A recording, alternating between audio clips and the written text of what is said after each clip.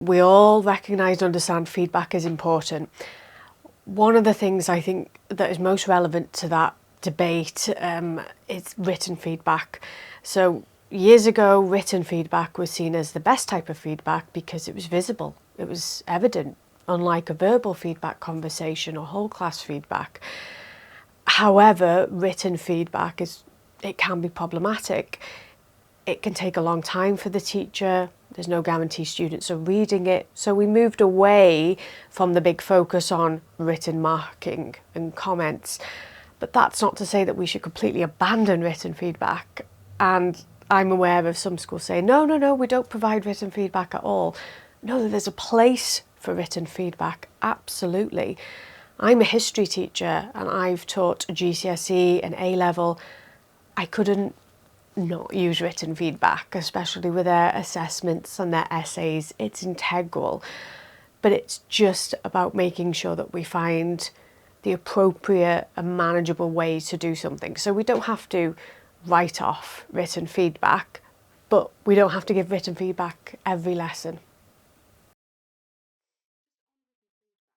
I think in the past there's been an emphasis on the quantity, and too much written feedback might have looked great. Oh wow, look at all this feedback the student has, but they're really overwhelmed by it. And again, the time that it will have taken a teacher to write those individual comments. Something I feel quite strongly about, and I do write about this in the book, is 2 stars and a wish. It's a feedback technique where 2 good things and then a wish as a target.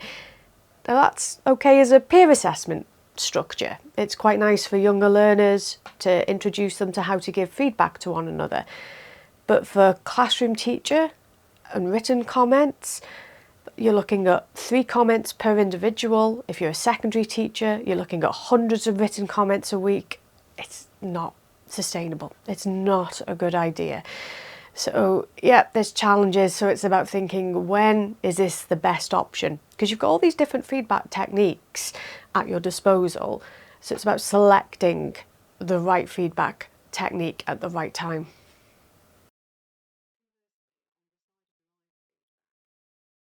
Teachers recognise that live feedback in the moment is really powerful. And this way you can have this dialogue and it's happening as the learning is taking place within a lesson. But again, the challenges with lots of students. But another challenge that I've highlighted is students forget that verbal feedback. So you have a discussion live in the lesson and you're making time to speak to that child, to give them the feedback. But then the following week or later down the line, they're making that same mistake. They could even be making the mistake in that lesson because of the limitations of working memory. And we know a lot more now about working memory from the findings from research with cognitive science. So another useful idea is to get the students either to act on that feedback immediately, don't move on to the next question, don't progress any further, act on this right now, or we keep a record of it, either an audio recording or a written record, to overcome forgetting the feedback. In your book, there's obviously many. Yeah, well, there are 85 feedback techniques, and no teacher needs 85. But the reason I've included 85 is because there's that choice. There's enough choice for you to trial something, and then you could adapt it and you think this is great, or you could try this and this might not be appropriate for your setting. For an early career teacher, I think one of the things that it's really tough with feedback is building feedback routines and ensuring that the students understand the feedback and that they act on it. So there are some feedback techniques within the book that say, if you're introducing something to your students, if they're new to self-assessment, if they're new to peer assessment, try this. If they're a bit more advanced, if they have the skills and the confidence, you then could do this technique. So again, there's lots of variables to think about the class in front of you, the content, the level of challenge, their prior knowledge, and using all those things to make the decision which technique to use and when.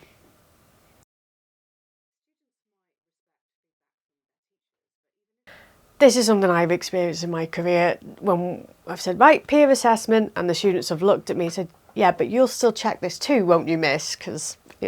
And they didn't value respect, and it is understandable because the teacher's the expert in the room, you have the qualifications. They are a novice, the students, in terms of feedback. So then we have to train them how to give feedback. But what was a game changer for me, and something I've shared in the book, is immediate impact with peer assessment. So there are things that you can do with peer assessment that is really difficult for a teacher. So one example is an extended piece of writing. Usually if you peer assess, you finish the piece of writing, you swap books, use your purple pens, and then that's that. But what if you swap books after each paragraph and you get feedback from your peer, and then you can immediately act on that in the second paragraph? So if you spelt a key word wrong in your first paragraph, if you'd have waited until the end, you probably would have spelt that wrong all the way throughout. Now, I can't do that as a teacher. I can't look at your work after each paragraph. It's just not possible. But with peer assessment, you can. And that's something that I did, and I shared the example. And it was really powerful because the students were saying to each other, oh, thanks. Oh, that's really helpful. Oh, I'll do that now. I'll implement that. I'll act on that.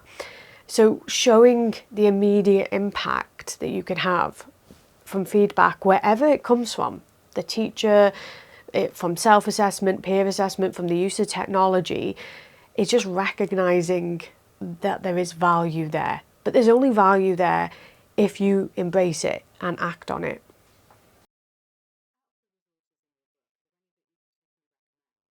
There's two. So the first one is it's just called Tag Me. It's tell me something that you like about my work, ask me a question, give me a suggestion. That's a very simple structure to introduce peer assessment to students. And again, they can write this on a post-it note because they're not writing all over their peers' work in a coloured pen and making mistakes. This is just to build their confidence, give them a writing frame. Then once they have become more skilled and developed, that's when they can start to really look at success criteria and mark schemes and think about, well, how does this apply?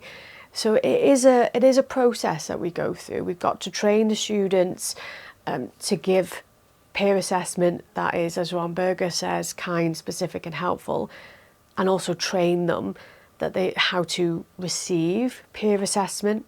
So there's different techniques there, almost like a form of scaffolding. If your students are new to peer assessment or this is something you struggle with, there's quite a few ideas here that will be really helpful. If perhaps you have older students or they've got more experience, this could work.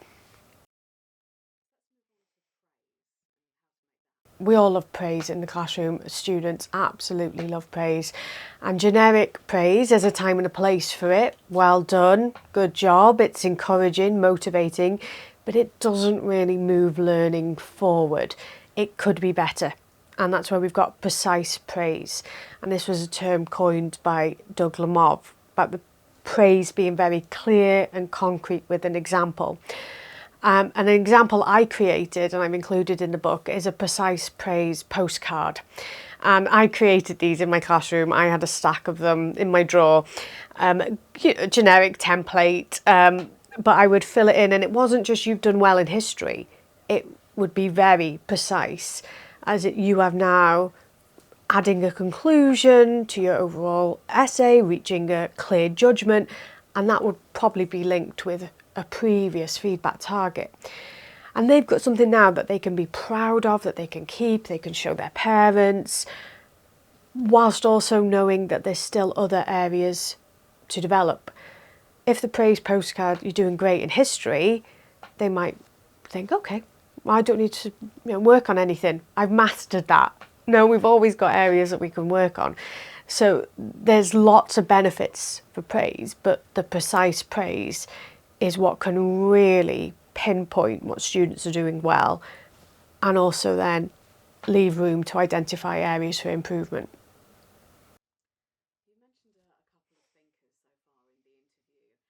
My main influence has been Dylan Wiliam. he's incredible. He's Welsh like me, but that's not why I think he's incredible. I love his work on formative assessment, and I love his work on feedback, and I've actually included some of his techniques, the detective strategy, where students have to find and fix that, and these are things that I've used in the classroom for years, and I've just added some of my own pointers and tips to that. But the way that Dylan Wiliam thinks about feedback and the advice that he gives is that it should be more work for the student than the teacher. And that's where we've gone wrong in the past.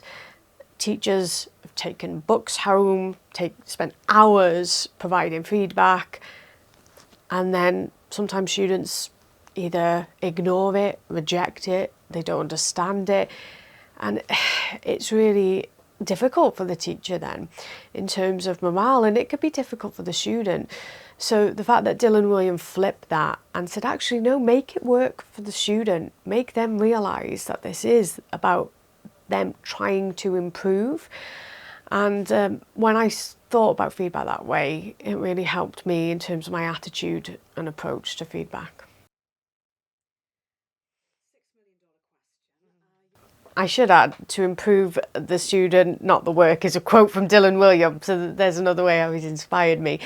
And lots of times we give feedback about this piece of work and they may correct that, let's say spelling, for example, but then in the future they are continually making that spelling mistake. When I talk about this with my students, I give them an example of Grammarly or spell checker, whatever you want to use. And I say that will improve a written piece of work, but it won't improve the writer. The only way it will improve the writer is if they actually engage with the feedback and find out what corrections were made. So we need the students to realise that the secret to effective feedback is the student themselves.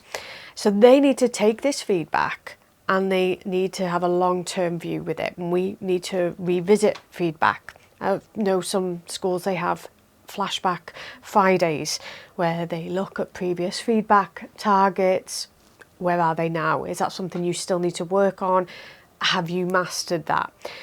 So understanding that it isn't about this piece of work. If it is just about this piece of work, it's very short term. We want feedback to have a long-lasting impact. Another example that I share with teachers is, as a secondary teacher, on parents' evening, I remember at the end of the night, a child and his parents came to see me and start giving the feedback, and they say, oh, we've heard this all night. This is what every teacher said to us. I don't know this. I have no idea what feedback you are getting in other subjects.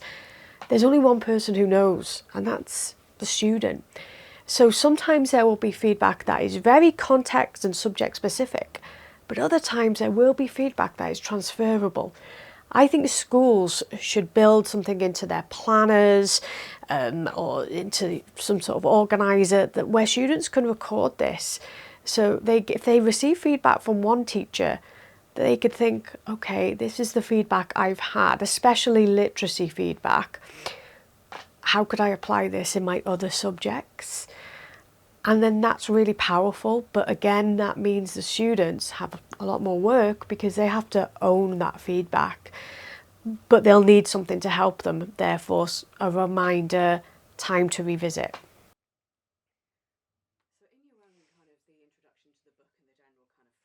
The first school I taught at was wonderful, but they moved on with their feedback approach, because when I began teaching in 2009, there was a whole school feedback policy that said there must be written comments in books within every 3 lessons. But maths were seeing their class 4 times a week, RE once a week. So we all had the same policy. And it didn't really matter what research or literature was out there, because I just had to stick to this feedback policy. And when I was getting feedback on my feedback, I was praised for the feedback that I was providing. But when I look back, and I have still got those books, I was writing a lot, but it was very repetitive. I was writing the same thing time and time again. So the feedback wasn't that effective. It just looked that way. And they're what we call poor proxies for feedback. Just because you've provided a written comment, it doesn't mean that the students have actually acknowledged it, read it, acted on it, or that it's been beneficial. So my attitude towards feedback early in my career was that this is draining, this is very time consuming, and I'm not sure about the impact it's actually having. But later in my career, I moved to a school, and it was an all-through school, primary and secondary, and they had whole school approaches to feedback, and I've written about this in both my feedback books. So across the whole school, we're going to be evidence informed. The research can't tell us exactly when to give feedback, but it can give good guidance. We know that feedback has to be workload friendly, and that came from the top, the senior leadership team saying, we are very mindful of your workload and we don't want feedback to absorb too much of your time. And then of course it should move learning forwards. And we can all agree on that, whether you're an early years teacher, A-level, maths, PE, all of those approaches are transferable. But then when it came to the actual policy and the practice, that was then up to the departments or the phases. So as head of history, I wrote the history feedback policy, which was really empowering. And I was able to sit down with my team and think, right, what should feedback look like in history? And then I did read the research and the literature to help me design and shape that. And I just think that school really got that approach right. They had consistency across the whole school, but then they trusted their staff to do the right thing in their context. And even in the history department, we recognised that feedback with year 7 would be different to feedback with year 13. So we were able to have that nuance and flexibility in our own policy. So that's really what has just changed my whole outlook in terms of feedback.